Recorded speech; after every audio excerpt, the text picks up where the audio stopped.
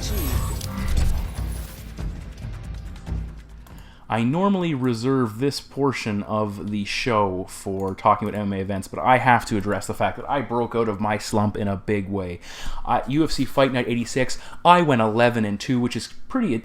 I'd like to pat myself on the back, considering there were a number of debuting fighters or fighters who only fought once in the UFC, so that's a lot of extra work to get up to snuff on those fights. I did go 11-2. My slump was 2 consecutive shows where I went 3-9 and 6-6. Prior to that, I went 10-3. So certainly it was a very short slump, just spread out over a long period of time with the breaks. My bet packs also produced in spades. Units won 189.51. So again, the way I do units, I don't do it in a traditional way, which I've some people don't agree with, but I explain how I do it. I do it in a manner where it's basically plug and play. You decide your bankroll, you plug in what you can afford per unit, and that's your bet. So if you bet $10 per unit, you took home just short of $1,900. DraftKings numbers were pretty decent, especially my number 2 team scored 388.5 points, which in some contests was certainly enough to bring home some cash. Confidence list, top 4 hit. My value list, my top 4 hit, including Zach Cummings, number 1, and Timmy Johnson, number 2. We also are looking at betting scenarios. My EPU and my FPO, both bets I made there, 1-0. And my hefts went a solid 8-2. If you don't know what those acronyms mean, it's because you haven't bought the bet packs and investigated. And my prop bets, a very solid 6-1. And one of my top prop bets, I told you to bet on Junior Dos Santos to win by decision at plus 600 odds. Wow, is that a big payout? A lot of people bet that. I parlayed him with Derek Lewis on a personal bet that I made at the last second after I won some bets earlier in the card. It paid out huge. It was awesome. That's enough about me. Welcome back to Kamikaze Overdrive MMA Predictions. As always, I am your host, Scott Johnson. On this episode of the show, we're breaking down the upcoming UFC on Fox 19 event, which will take place on April 16th. I'll be giving you my 4 main card predictions on this episode of the show. I will make all of my preliminary predictions available at kamikazeoverdrive.net. You can also check out the prediction panel. Ryan Poley's taking a little bit of a hiatus right now. Mitchell Davies is there. Ryan Underwood's posting his picks. Ryan Windsor returning to post his predictions as well. And Tyler Matlock of Rapid MMA also getting back into the prediction posting. They will hopefully be posting their picks this week, if not the next show. The polls will be up for UFC 197 very shortly. Also, the bet packs. They said you want to get in on it. You can save yourself $18. Subscribe for the next... was it 6 shows, 5 shows, whatever it is. I think it's 5 shows. Save yourself $18, get it locked in, make those big payouts. Don't be kicking yourself if I have another huge show, because it's very likely I could also shit the bed entirely, let's be honest, people. But the point is, get your hands on that information and do what you will with it. That's a lot from me. Also, Global Warriors FC taking place May 28th. Big, one of the top organization in Ontario for mixed martial arts. You'll probably see more as we get closer to the event. I am working with them, designing some posters, doing some other work with them, so keep an eye on that. Join me on Twitter, follow me on Facebook, all the information is on my website. Let's get to that first prediction. The opening fight of the night takes place in the women's strawweight division, featuring the 3rd-ranked former title challenger Rose Thug Namajunas with a record of 5 wins and 2 losses, taking on the 4th-ranked Tecia, the tiny Tornado Torres, with an undefeated record of 7-0. This is a very big fight as far as title implications are concerned. The winner of this could very much be in line for the next opportunity. And this is actually a rematch from 2013, which took place in Invicta. It was the first fight to take place ever on their first pay-per-view. Torres won that fight by decision. It was for both girls. It was their 3rd pro fight. Since that matchup, Rose has gone 2-1 overall, plus her 3 victories on The Ultimate Fighter. For Torres, she has gone 4-0 since that stint, but she did go 1-2 on the show, so there you are. Physically, Rose 4 inches taller. She'll have a 5-inch reach advantage. She's also 3 years younger. Thug comes from she has a Taekwondo and Karate black belt, a BJJ purple belt. Overall, 4 wins by knockout, 3 of which coming by rear naked choke. On the show, she had 3 submissions, 1 by rear naked choke, 2 by Kimura. And for Torres, Taekwondo and Karate black belt as well, blue belt and BJJ. All 7 of her wins, though, have come by decision. All 3 of the fights that she fought on The Ultimate Fighter all went the distance. Now, in their first matchup, these 2 girls came out exceptionally aggressive. Were trading punches early. We saw a headlock attempt takedown by Torres, which Rose immediately transitioned to an armbar, not unexpectedly. Torres defended, landed some ground and pound, got top position, but then backed out. Rose went for a flying armbar later in that fight, got put on her back. Again, she had a very close armbar and nearly won the fight. Was very close. Torres did survive, but ultimately we saw in that fight is Torres became very hesitant to jump on top of Thug Rose, which shouldn't surprise any of you if you've been watching Namajunas fight. For Rose, her best part of that fight came in the 3rd round, where she used her wrestling. She got on top, held top position, did a lot of damage. Torres threatened with an armbar, but Rose ultimately won that round.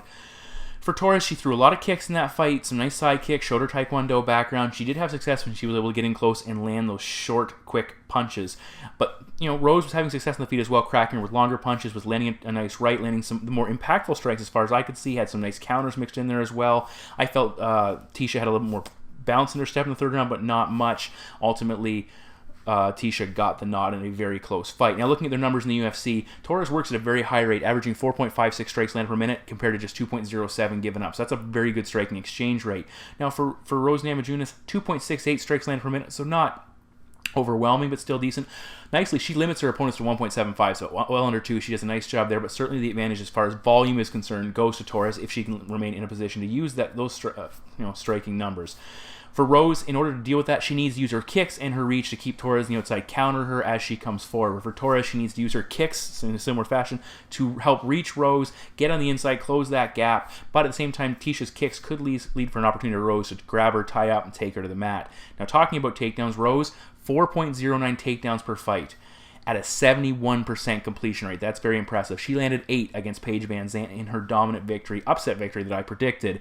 When she fought Torres, she absolutely controlled her on the mat in that third round. And Torres, when she lost to Carla Esparza in The Ultimate Fighter, it was because Carla had a lot of success with her wrestling. And what we saw Rose do against Paige was a lot of clinching, used a lot of body locks and trips to take her down. She was very strong in the clinch. Whenever Paige tried to tie up with her, she was able to counter the position and put her on the mat. Once Rose gets on the floor, she is a beast. Very active on top, will pass very aggressively, good ground and pound, loves the elbow strikes, constantly looking for submissions, very good back mount. Again, that constant pressure, and it's PVZ. She's just completely outworked her.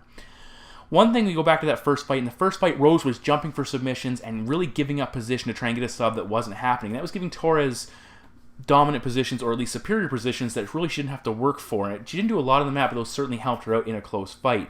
I think Rose's wrestling has improved significantly since that matchup. I think she's improved mentally as well. She's very good at securing the position. She's still quite dangerous on the mat and very aggressive, but I think she does a better job of holding position, which we saw against Paige. Her cardio looked much better in the last fight, which a lot of people thought she'd be overwhelmed, which she wasn't. Torres has to get inside consistently and land and keep landing, especially considering she's not a finisher. I think Rose will hold her own on her feet, could possibly hurt her using those kicks or those counter strikes. Again, her hands are probably have improved since they last met. But I think as Torres pushes forward, you're going to see Rose counter with the clinch, use those takedowns. I think it's going to really slow Tecia down, wanting to come forward if Rose is able to take her down and attack. I don't want to see Rose diving on submissions and giving up position, but I think Rose gets her down, grinds her, beats her up, and locks in a submission. And my prediction is Rose Namajunas to defeat Tecia Torres by submission. Fight number 2 on the main card takes place actually at catchweight of 160 pounds. It was originally scheduled to take place at lightweight. We'll talk about that in a moment. The number 2 ranked Khabib, the Eagle Nurmagomedov, undefeated at 22-0, returning to action, taking on Darrell the Saint Horcher, I believe I'm saying that correctly, with a pretty impressive record of his own, 12 wins and 1 loss. Now, Nurmagomedov is returning after almost exactly 2 years out of action. It's a couple days difference from when he last fought, and the last time he fought was against Rafael dos Anjos before he was a champion, and he soundly defeated dos Anjos. That's why many people proclaim him the uncrowned champion, but you think 2 years have passed since that matchup, so we'll see. This fight was ultimately supposed to be Nurmagomedov against Tony Ferguson. Ferguson was removed with approximately 2 weeks, a little bit less than 2 weeks before this fight took place. Horcher stepped in. This is an exceptionally risky fight for Nurmagomedov because a loss takes him right out of the title picture, and I'll talk about more of the factors in a second, but this is a very risky fight, and for Horcher, huge opportunity, and no one expects anything of him. Now, he steps in, as I said, less than 2 weeks' notice. He last fought in October. He had a 3-fight stint in Bellator where he went 2-1. His only loss was the current UFC fighter Felipe Nover back in 2013. He also beat Alex Ricci, who's competing at Global Warriors FC at the end of May in the co-main event. As of right now, anyway. Now, both fighters come in 5'10", 8-inch reach advantage for Horcher. So, again, sources are varying depending on what you hear, but still he's going to have a reach advantage. Nurmagomedov is a year younger. He has a slight experience advantage in numbers, but overall he's fought some much better competition as far as quality of competition is concerned. Now, Horcher is the current CFFC lightweight champion. 7 wins by knockout, 1 wins by submission. He's 5-1 in the scorecards. He's coming off back-to-back knockout wins. He does, interestingly enough, have 7 straight third-round appearances. Now, he had 4 early first-round finishes in his career, and since moving up in competition, he started going deeper in fights, still finishing guys, though, in some of those matchups. He has a high school wrestling background as well. For Nurmagomedov, he has a number of sports accreditations in judo, sambo, wrestling. 7 wins by knockout, 7 wins by submission, 8-0 in the scorecards, 10 first-round finishes. 10 first-round finishes before he hit the UFC. In his 6 UFC fights, he has just won. All other fights went to decision or into the third round. So again, he's met a similar thing. He's been dominant. He's been exceptionally done exceptionally well. But so you see, when you hit that talent level, some guys, their ability to put guys away just disappears. Now for Horcher, he is a power striker, very aggressive. He's very much an offense over defense fighter. Likes to put his punches together. He can be kind of a reactionary striker at times, where if you hit him once, he's going to crack you and follow it up with 3 or 4 more. He attacks in bulk and will just keep coming forward. When he knocked out Brooks in one of his one of his Bellator matchups, it was with an absolutely brutal left hand right at the beginning. He snuck in a little uppercut as well to really put the cap on things. He has a nice straight left that dropped another opponent in another one of his Bellator matchups. So he's got very good power in his hands. Decent takedown defense, but again, his willingness to stand and trade and sit in the pocket and move forward without too much concern for defense makes him open to getting taken down. And I did see him in some of his footage getting taken down, put on his back, and held there in some of those fights. Now, Nurmagomedov, as I said, sambo and wrestling background, big takedowns. He keeps driving forward. He really works hard on guys. Once he gets on top position, he is a smotherer. Holds top position, will break opponents down, but you get him on top of you, and you're going to have a lot of trouble. He's going to keep transitioning it, passing your guard, beating you up, and going to roll with you, and you're not getting out from underneath of him. A perfect example is the Abel Trujillo fight, where he was unable to get out, and where he wasn't able to land takedowns. For example, against Gleison Tibau, he just kept pushing and working hard and keeping Tibau on the defensive. I would think the Russian should find success taking his opponent down, keeping him there once he gets it there. But as far as Nurmagomedov's striking is concerned, he strikes at awkward angles. He holds his hands very low, and he tends to jump into his strikes. He also has a tendency to leave his chin up and exposed when backing up. Something that really hasn't been an issue yet. No one's been able to tag him, but I'm thinking at some point someone's going to catch him as he does this. I don't like the way he does it. It's very awkward. So far it's worked for him, but it certainly seems like something that could be exposed.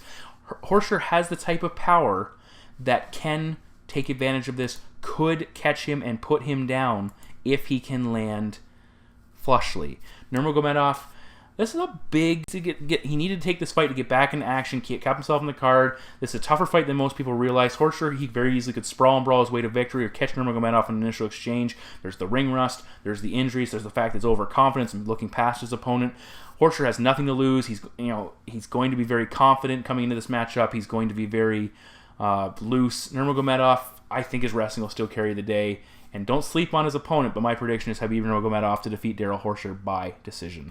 In the co-main event of the evening, we have another rematch. This time it's taking place in the middleweight division as the former light heavyweight champion, the 5th-ranked Lyoto, the Dragon Machida, returns to action 22-7-0, taking on the 14th-ranked Dan Henderson, 31 wins, 14 losses, multi-divisional Pride and Strikeforce champion, actually.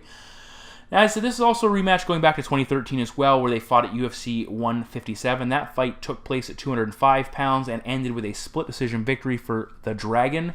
Machida did his typical elusive approach, or Hendo, primarily chased him around the cage, looking to land those big bombs, and ultimately it was his aggression, Henderson's aggression, that kept him in that matchup and made it seem like the fight was closer than it was. And we'll talk about the numbers in a second. Since that fight, Machida went 4-4 and fought for the middleweight title. He also fought the current champion, Luke Rockhold. For Henderson, he has gone 2-5 since they last met, with 3 knockout losses and 1 submission loss. He does hold knockout wins over Tim Boetsch and Shogun Rua. And keep in mind, Henderson had never been knocked out the last time he fought Lyoto Machida. He has now been knocked out 3 times since then. Statistics from the first fight. Significant strikes, Machida outlanded him 27-20. Total strikes, Henderson had a big edge at 54-28. Machida was much more active. The rounds were fairly close. The majority of what Henderson had to offer came in the 3rd round. Takedowns, Henderson 1 for 3 on his attempts. Only completion came in round 3, as I just mentioned. And Machida, he went 1 for 1, landed a nice takedown, and held the position for a short period of time.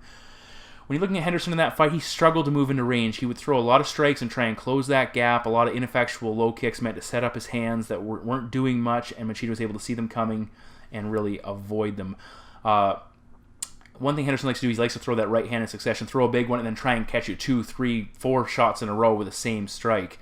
Most of Dan's strikes in that fight, in that lopsided 54-28 total, came after landing a takedown in the 3rd round. Nothing really significant, so I wouldn't call, even though he landed more strikes, the significant strikes are a better understanding of how that fight actually played out. Machida did a lot of nice job work with his counter striking, and he either caught Dan coming in, or as soon as Dan would strike, he would, boom, immediately counter and catch him with something else. Machida also did a lot of circling away, and that took away a lot of Dan's aggression and power. Very much like we just saw Junior Dos Santos against Ben Rothwell. Machida was circling out, away from the power hand of Dan Henderson, not allowing to land anything significant, and taking away the impact of anything he did graze him with. Now, looking at what we look at here, now they're both fighting at middleweight. I think the cut's got to be getting harder for Dan. It's probably harder for Lyoto as well. Will it slow down Dan Henderson? Will it, will he not be able to chase Machida and gun him down like he did for a full 3 rounds? That's a big question. Has Dan slowed down since that fight? Has he become too one-dimensional to close that gap and really do any damage? Another big question, has Machida slowed down to the point that Dan can actually close the gap and land with more regularity and possibly knock him out? We also saw Machida's chin is certainly not what it used to be. Dan's chin and Lyoto's chin, they're both susceptible. Dan has been knocked, I said, 3 times, all standing. He was also hurt by Shogun Rua in their rematch. Machida has been stopped twice by Rua way back when he was still competing for the title, but he's coming off that loss to Yoel Romero, which was absolutely devastating. But Romero was able to get him on the mat and hurt him. That's something Dan, I don't know if he can do, get him on the mat and do damage like Yoel Romero was able to do. Similar fashion, Raquel put him on the ground, landed that massive elbow that really did him in before submitting him. Machida looked very tentative against Romero, but I think that had a lot to do with the fact that Romero has a much more varied striking game, offers a much speedier offense and a much more varied offense than what Henderson has to bring, and he's much better at closing that distance. I think Henderson is way too predictable. Again, that little low kick and that big right hand, devastating if they hit, but I just don't think they're going to be effective in this fight. I think he's going to keep attempting it until it lands, and if it does, huge. If it doesn't, it's going to be an ugly fight. I think his chin is gone. Tim Boetsch gave Dan Henderson a gift running right into that big power strike. I don't think it'll be the case here. I think Machida will remain elusive, do what he's done before, but I think this time he'll catch Dan coming in, watch for a big high kick from Machida. We've seen him launched off. I think he hurt Weidman with it. I believe he also caught Mark Munoz with it. And my prediction is Lyoto Machida to defeat Dan Henderson by knockout. In the main event of the evening, we are in the UFC's light heavyweight division for a pair of former title challengers. The 4th-ranked Glover Teixeira of Brazil, 24-4-0, takes on the 7th-ranked Sugar Rashad Evans with a record of 24 wins, 4 losses, and 1 draw, so almost identical records. The winner of this fight takes a step towards rematching either Jon Jones or getting that first opportunity to face Daniel Cormier or potentially Ovince St. Preux if he pulls off the big upset. Ultimately, I think Jones is going to come out of this, but hey, who knows? Now, for Evans, he's returning after 6 months off, which is much more of a typical layoff. The last time when he fought Ryan Bader, an upset that I predicted as well, he was coming off a 2-year layoff coming in that. So ring rust certainly played a factor. He's also significantly older, getting older. We all are.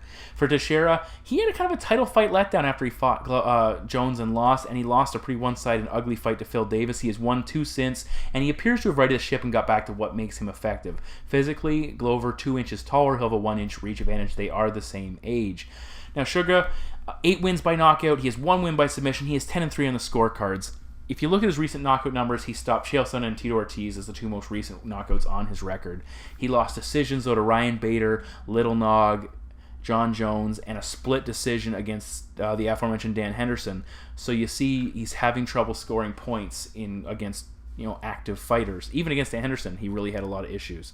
For Glover Teixeira, 14 wins by knockout, 7 submission wins. His record, though, not very good on the scorecards, 3-3. Both his UFC losses, Jon Jones and Phil Davis, they used very physical, clinch or grappling-based attacks where they were able to use takedowns and grind on him and really take away his striking. And that's something to see if Rashad tries to implement something similar.